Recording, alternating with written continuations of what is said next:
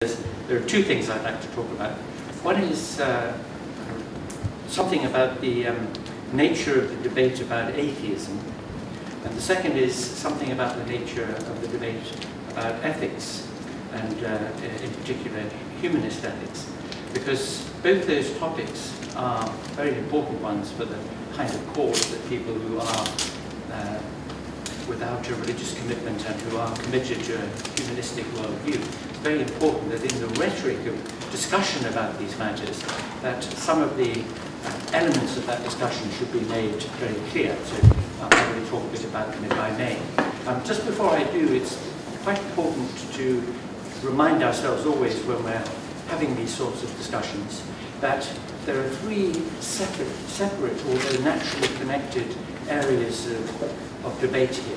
One is the atheism debate, the other is the humanism debate, but the third is the secularism debate. And quite a lot of what Evan was talking about earlier touches more on the secularism issue, because of course it's about public policy, and it's about the question of just how loud a voice the religious lobby should have in public policy formation, just how big a footprint the religious point of view should have in the public square. That's an incredibly mixed metaphor, but you see the point I'm making about it. And of course, people who have a religious commitment can themselves be secularists. They can agree with others that religion should be a private matter, or generate that different religious organizations and groups should recognize themselves for what they are, which is self-constituted interest groups who have a point of view. They have every right to express that point of view and to be party to the conversation about what happens in society, but no greater voice than anybody else, than trade unions or political parties or the Men's Institute or any other self-constituted interest group. And the fact is that for historical reasons and other reasons, the religious voice in our society has a vastly over-amplified character. Evan was talking about the kind of access that representatives of religious lobbies have to government, to politicians, to the media, and it's a presence in the public square which is out of all proportion to their actual numbers. I often tell people that I go on these panels discussing questions about secularism and about religion in the public debate, and there will be a Catholic person and a Protestant person and a Jewish person and a Muslim person, and then there will be me, and I'm the token atheist, secularist, humanist, and because of the hairstyle they didn't bother to ask a lady, and in any case there aren't any ladies on the religious side of the argument much anyway. So there are 5 of us, and I always start by pointing out that the reason why there are 4 of them and 1 of me is that they don't agree with one another, and for most of history they've been fighting wars against one another. Now they're making common cause largely because they want our tax dollars for their faith-based schools and so on. That's why they're all coming together as a unified lobby.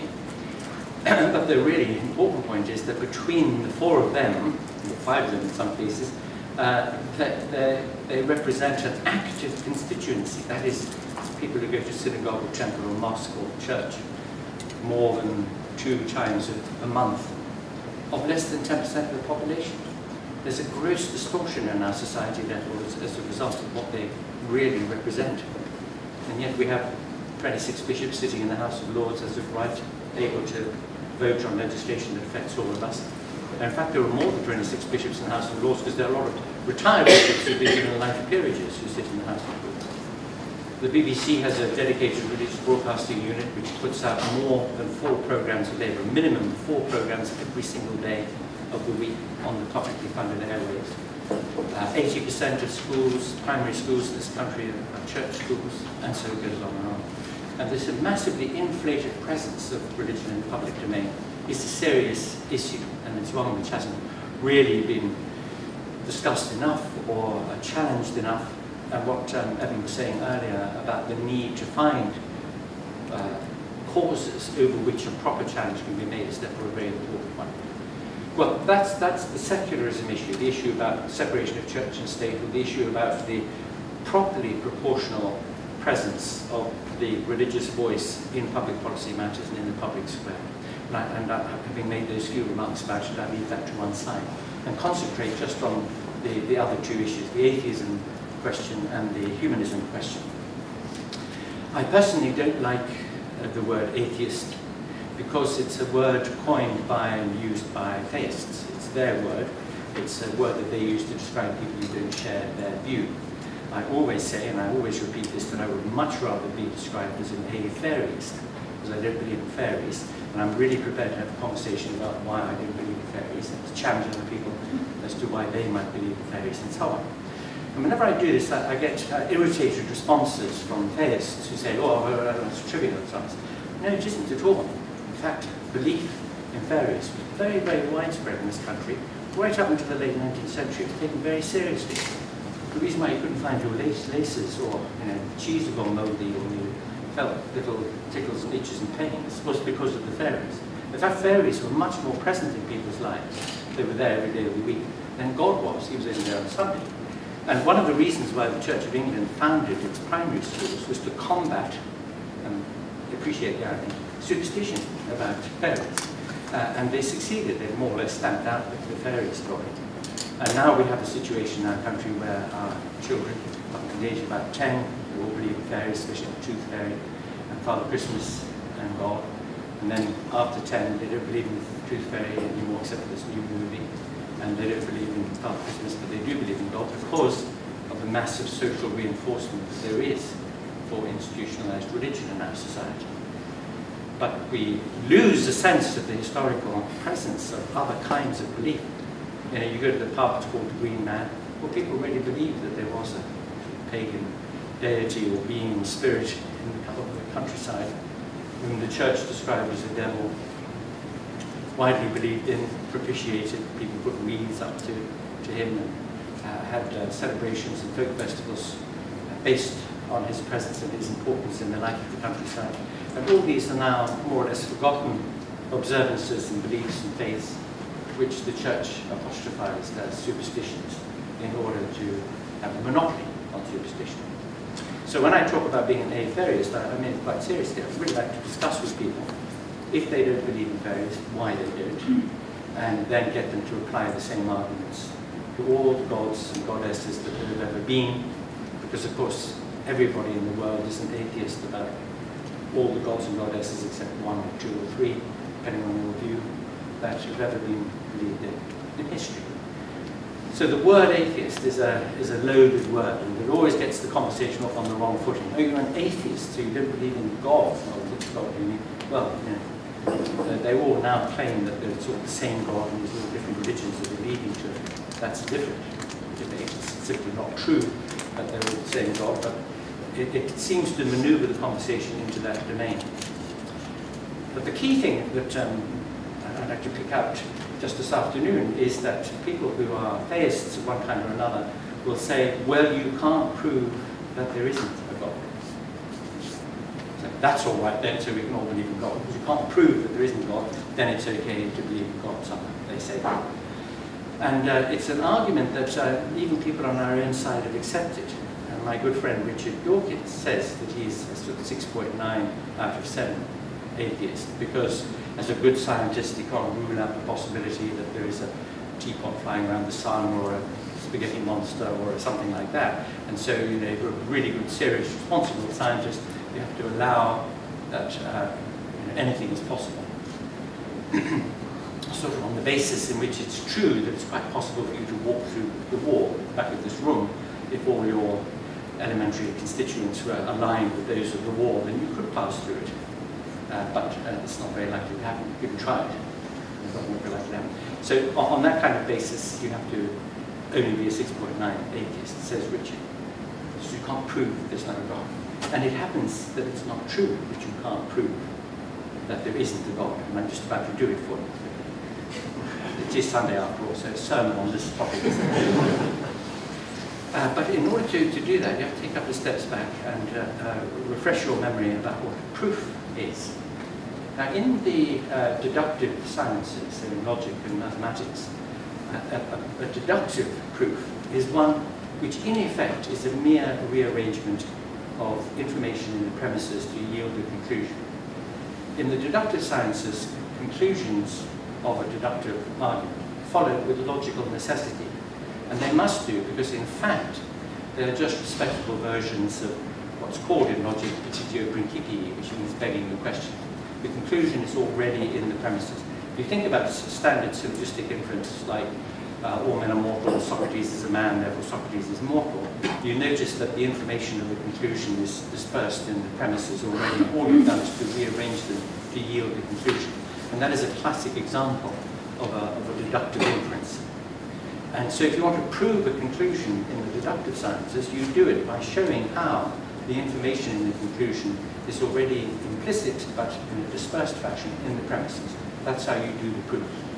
So if you're a logician and you work through the proof, that in fact is what you'll be doing. If you make any assumptions in the course of the deduction, you need to discharge those assumptions before you get to the conclusion. And you don't need to do anything fancy here, you can do a very, very simple argument. Here's a story. A famous and very wealthy duke, notice he's so French. This is a partially philosophical sermon, so we have to mention the French. The duke is having a weekend party at his chateau in the Loire. The guest of honor is an abbé, a famous abbé, who, when the duke goes off down to the cellars to get a replenishment for the supply of Chateauneuf de Pape, or whatever it is they're drinking, regales the assembled company with a story. The abbé says to the guests, says, when I was first very, very young, just heading for the priesthood, and didn't get there, he stayed in abbé, but when I was doing that, very, very first person I gave confession to was a multiple murder of the most horrific kind. At which point the duke reappears, slaps the abbé on the back, and he says, oh, I've known the abbé for donkey's years. I was the very, very first person to take confession. So all the guests leave, all the guests are magicians. They didn't have to do the work of putting the information in the premises into a conclusion, they just recognized it and went to pack their bags. So that's a perfect example of how proof works in the deductive sciences. But that's not how proof works in science. I mean, there are arguments, and those of you who were reading Popper in the bath last night, as you all were, will remember what he has to say about the fact that in scientific reasoning, it's not inductive in character, it's not a generalization from instances to a more general conclusion, but actually it's more like the covering law model. You have a major premise, some assumption about the way the world works, or how physics works, or chemistry works, and then you have some particular observations, and you deduce your conclusion from the conjunction of them. So he may be right that the scientific method is, in fact, what's called hypothetico-deductive, it's a deduction from hypotheses. That may be true. But it's also the case, I think, that for a lot of reasoning, when you're standing at the bus stop hoping that the bus will turn up, you're thinking to yourself, well, buses have been known to turn up at bus stops, and so you expect that the future might resemble the past enough that there might be a bus for you to catch. That kind of reasoning is sort of fairly straightforwardly inductive looking. But that's not the point that I want to make here, because science, whether or not it sometimes, in some aspects of science, remember that the word science collects a whole variety of inquiries, and physics and the structural properties of matter, and chemistry in the way that matter in slightly larger organization of itself works, and biological sciences, and geology, meteorology, lots of ologies. And some of them admit of highly theoretical approaches, some are highly experimental, some work on what's sometimes called the evidence-based model, that is by gathering together as much information as we can and superinducing order on it in a kind of Baconian method. So there are lots of different sciences and lots of different things that people do in science. And when people talk about the scientific method, and they have the idea of formulating a hypothesis and then rigorously testing it and looking at expecting certain results and seeing whether you get them, they're actually thinking about those sciences that admit of laboratory work, that form of experimentation. But much more generally, what's meant by the scientific method is the method of intelligence. Remember what T.S. Eliot said, there is no method other than to be intelligent. And science is really just being intelligent, just trying to work things out and to produce as much common sense as possible, to use all the information at your disposal, finding ways of testing something and seeing whether it works, and looking for the evidence and being prepared to change your mind if the evidence runs counter or if a better argument comes along. The scientific method is just a method of intelligence. Now, if you think about what that means in full, in connection with something like, could there be an infinite, omnipotent, omniscient, or good being, or could there be a transcendent, non-material being? who's interested in us and our sex lives and what we eat and wear and so on. If you think